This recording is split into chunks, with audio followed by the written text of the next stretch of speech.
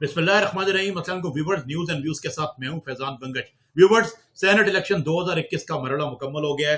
Chairman और deputy chairman के ओहदों के इंतखाबात भी हो गए, नताइज भी आ गए हैं। बेशक बहुत सारे तनाज़ात जुड़े हैं, बहुत सारी कॉन्स्पिरेसी थ्योरीज जुड़ी हैं इन इलेक्शन से, लेकिन अब जाहिर है आगे चलने का वक्त है। आज व्यूवर्स हम एक थोड़ा सा मुख्तलिफ टॉपिक लेकर आए हैं, लेकिन टॉपिक वो सेनेट से मुताल्लिक ही है। और टॉपिक ये है कि किस तरीके से बड़ी सियासी जमातें और जो खासकर खुद को जमहूरियत की अलमबरदार कहती हैं, जमहूरियत का चैंपियन कहती हैं, किस तरीके से वो छोटे सूबों के साथ ज्यादती करती रही हैं या किसी भी सूबे के साथ ज्यादती करती रही हैं अपने कारकुनों को किसी और सूबे में जहां पे उनकी अक्सरियत है वहां से अकोमोडेट करा के। व्यूवर्स, पहले हमें समझना होगा कि सेनेट है क्या। सेनेट एक वफाक का नुमाइंदा ऐवान है जहां चारों सूबों को बराबर की नुमाइंदगी है। बराबर की नुमाइंदगी क्यों है? ताकि चारों सूबे बराबरी की बुनियाद पर वहां पर अपने अपने सूबे की आवाज उठा सकें, अपने इलाकाई मसाइल को उजागर कर सकें और कानून साजी या लेजिस्लेशन का जो प्रोसेस है उसमें भरपूर हिस्सा ले सकें। अगर पंजाब की 24 सीटें होंगी सेनेट में, तो सिंध की भी 24 होंगी, खैबर पख्तूनख्वा की भी 24 होंगी और बलूचिस्तान की भी 24 होंगी। यह है सेनेट को बनाने का मकसद, ताकि बराबरी की सतह पर चारों सूबों को डील किया जाए। लेकिन ज्यादती क्या होती आ रही है, यह हमें देखना होगा थोड़ा सा तारीख में। 2003 सेनेट का इलेक्शन है। पाकिस्तान पीपल्स पार्टी ने अपने एक स्टॉलवर्ड को कह लें, अपने एक मेंबर को कह लें, उनका नाम है अनवर बेग। बहुत मौजूद शख्सियत है, सरजमीन पोटवार से उनका ताल्लुक है। अगरचे उनका वो कारोबारी शख्सियत है तो उनका कारोबार सिंध में भी है, लेकिन ताल्लुक उनका बहरहाल खत्ते पोटोहाट से है, इस्लामाबाद से उनका ताल्लुक है।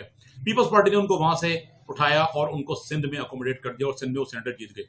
सिंध में सेनेटर बन गए वो, क्योंकि सिंध में पीपल्स पार्टी के पास सीटें थी और वो वहां से सेनेटर मुंतखब बासानी हो सकते थे। पंजाब में मुकाबला जरा टाइट था, वहां पे शिकस्त का चांस भी था, तो एक सेफ सीट उनको सिंध से दी गई और सेनेटर अनवर बेग साहब वहां से इलेक्शन जीत गए। इस तरह क्या हुआ कि 6 साल तक एक सीट जो कि सिंध के रिहायशी का हक था वो पंजाब के रिहायशी के पास चली गई।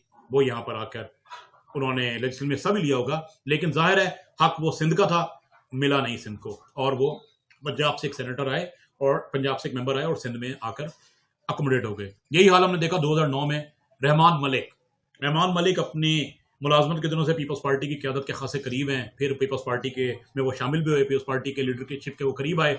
हमने देखा कि 2009 में ताल्लुक रहमान मलिक साहब का पंजाब से है, सियालकोट से उनका ताल्लुक है, लेकिन रहमान मलिक साहब को अकोमोडेट किया पीपल्स पार्टी की क़यादत ने सिंध से, क्योंकि सिंध में सिक्योर था मामला। बेशक अब कह सकते हैं उनका कारोबार वहां पे होगा, उन्होंने मुलाजमत भी वहां की होगी, लेकिन ताल्लुक उनका पंजाब से था।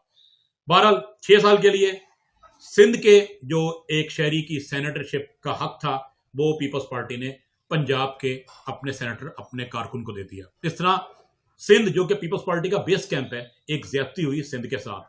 यही कुछ हमने देखा 2018 में। मुस्तफा नवाज खोकर पीपल्स पार्टी के बहरहाल एक बड़े स्टॉलवर्ड हैं, अब वो एक बड़े सियासी खानदान से उनका ताल्लुक है, एक डिप्टी स्पीकर है नेशनल असेंबली के, लेकिन ताल्लुक उनका खत्ते पोटोहार से है। वो पीपल्स पार्टी की क़यादत के करीब थे, पीपल्स पार्टी ने उनको, और पीपल्स पार्टी के वज़ायर काम भी आए हैं मुख्तलिफ अदवार में, तो पीपल्स पार्टी ने उनको अकोमोडेट किया सिंध से, जहां पे सिक्योर सीट थी, और बासानी मुस्तफा साहब वहां से जीत गए। अब मुस्तफा साहब तो वहां से जीत गए, लेकिन 6 साल के लिए जो सिंध के पीपल्स पार्टी का कोई कारकुन था या सिंध का शहरी था, वो नुमाइंदगी के हक से महरूम हो गया, और सुबह सिंध भी नुमाइंदगी के हक से महरूम हो गया, क्योंकि जाहिर है मुस्तफा नवाज खोकर हों या रहमान मलिक हों या इवन अनवर बेग हों, वो सिंध के मसाइल कैसे उठा सकते हैं वहां पे, जब उनको सिंध के मसाइल की इतनी नो हाउ ना हो कि कोई सिंध का सेनेटर या सिंध का रुकन नहीं उठा सकता ना ऐवान बाला में मसला। अब हम चलते हैं मुस्लिम लीग नवाज की तरफ। मुस्लिम लीग नवाज बहरहाल वो भी बड़ी पार्टी है पाकिस्तान की, लेकिन ऐसे काम वो भी करते रही। पंजाब उनका बेस कैंप है। पंजाब में उन्होंने 2009 में हमने देखा कि मुशाहिदुल्लाह खान साहब को, जो कि जिनकी सियासत कराची में रही, जिनकी जिंदगी कराची में गुजरी, अगरचे वो दावा करते थे कि पिंडी से उनका ताल्लुक है, लेकिन उनका सारा सफर सियासी और जो उनकी मुलाजमत का है वो कराची में ही गुजरा है। तो मुशाहिदुल्लाह खान साहब जो 2002 में मुस्लिम लीग नवाज के टिकट होल्डर थे कराची से एनए सीट पे, और 2008 में उन्होंने इलेक्शन लड़ा, एमक्यूएम का मुकाबला किया। इसमें तो कोई दो रहा नहीं कि वो स्टॉलवर्ड थे, मुस्लिम लीग नवाज के बड़े मंजे हुए सियासी कारकुन थे, लेकिन उनको अकोमोडेट किया गया पंजाब से। इस तरह 6 साल के लिए एक पंजाब का जो पंजाब की सीट थी वो सिंध के से ताल्लुक रखने वाले कारकुन को दे दी गई। ये कुछ हमने देखा 2015 में मुशाहिदुल्लाह खान साहब को दोबारा कंटिन्यू कराया गया।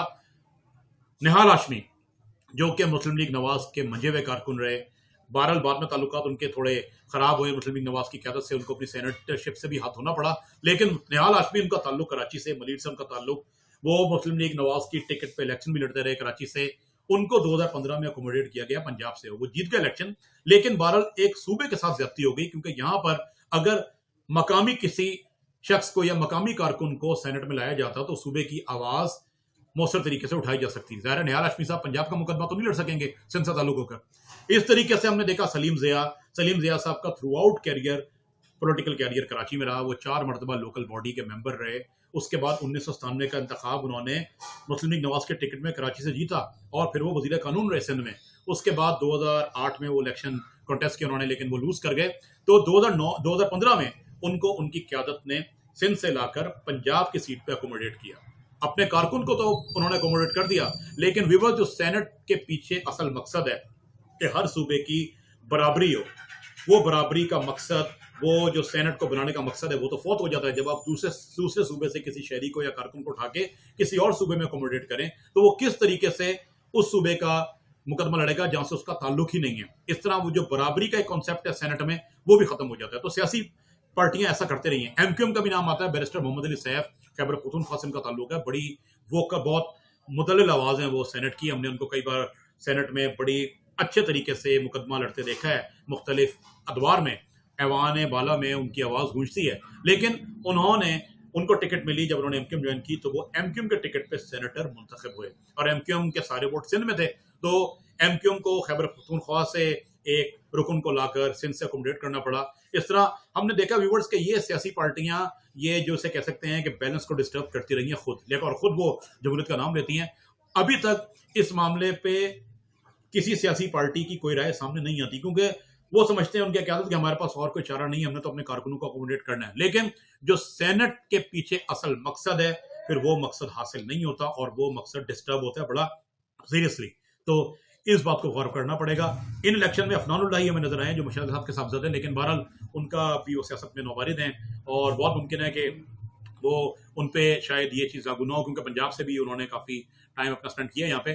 बहरहाल अब देखना यह है कि सियासी पार्टियां किस तरीके से कोई ऐसा लाएअमल अपनाती हैं और मुखलिसी का सबूत देती हैं वो सूबों के साथ, और बजाय इसके कि उनको बाहर से कारकुन लाने पड़े, वो अपने सूबे से ही कारकुनों को लेकर उसी सूबे से इलेक्शन लड़ाएं, ताकि उनके सूबे का मुकदमा ऐवान बाला में अच्छे तरीके से लड़ा जा सके।